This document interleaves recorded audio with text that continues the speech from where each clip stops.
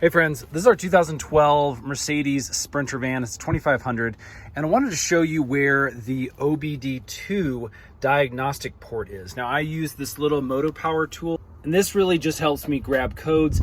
Now Mercedes Sprinter vans can be really finicky with code reading, but you can try one of these guys. We're gonna do a test here to see if it can pull the reason why our van won't turn over. If you're interested in this tool, I'll put links in the description box below. Now what we're doing again on this video is looking for the port where this plugs into.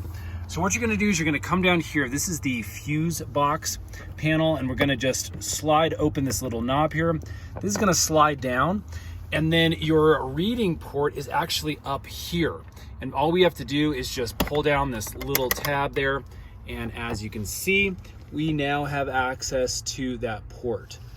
So I'm just gonna plug this into that port up there, and we'll go ahead and see if we can pull a code. Okay, all plugged in. You can see that this automatically fires up as long as your battery is good. And we'll turn on the engine. So we have the accessory portion of the engine turned on. That allows us to read codes, as you can see. So we have the read code option. We can click that. Obviously there are no codes to read. So we can actually go ahead and move on in our diagnostic process. Again, that's how you use the OBDII diagnostic tool on your Sprinter van.